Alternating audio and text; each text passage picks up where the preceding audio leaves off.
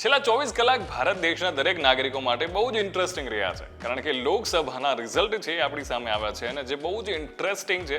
એટલે હજી સુધી એવું આમ ડેફિનેટલી ફિક્સ ના કહી શકીએ કે ભાઈ ભારતમાં કોની સરકાર રચાશે. અને ત્યારે સોશિયલ મીડિયાએ આપને ખૂબ જ એન્ટરટેનમેન્ટ આપ્યું છે, કારણ કે જે મુજબ અત્યારે સોશિયલ મીડિયા પર મીમ્સ ટ્રેન્ડ થઈ રહ્યા છે. અને લેટ મી ટેલ યુ કે ભલે જીતી હોય અત્યારે રૂલિંગમાં એવું બની શકે કે મોસ્ટ ઓફ નરેન્દ્ર મોદીની જે સરકાર છે, ભાજપ સરકાર એનડીએ છે, એ બની શકે છે.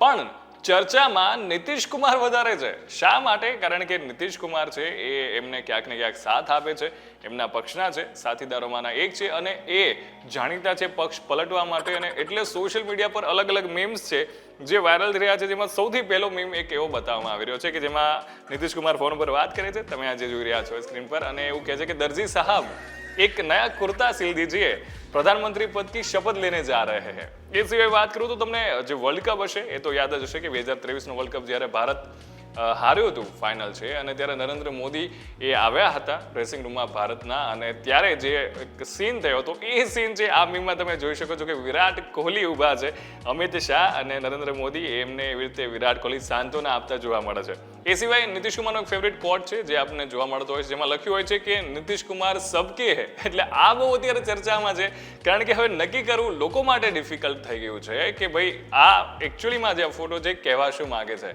બિકોઝ નીતિશ કુમારની જે મુજબનો અત્યાર સુધીનો સ્વભાવ છે એને ક્યાંક ને ક્યાંક રિલેટ કરે છે. એ સિવાય તમે જો વેલકમ મૂવી જોયું હોય ને, એમાં એક જબરદસ્ત મીમ છે જે અત્યારે વાયરલ થઈ રહ્યો છે, જેમાં નીતિશ કુમારનો વચ્ચે ફોટો છે, આજુબાજુ અનિલ કપૂર અને બીજી બાજુ છે નાના પાટેકર આપણને જોવા મળે છે, અને એ બંને બાજુ વાત કરતા જોવા મળે છે. એક બાજુ બીજેપી લખ્યું છે, એક બાજુ કોંગ્રેસ લખ્યું છે. એટલે આ પણ એક ઇન્ટરેસ્ટિંગ અને ફની મીમ છે. સૌથી વધારે મને મજા આવી હોય તો ડીડીએલ જે મૂવીનો આ જે મીમ છે કે જેમાં નીતિશ કુમાર છે એક બાજુ અને બીજી બાજુ શાહરૂખ ખાન છે. શાહરૂખ ખાન કહે છે પલટ, એન્ડ યુ નો દેટ કે પલટનો મિનિંગ અહીંયા શું થાય છે.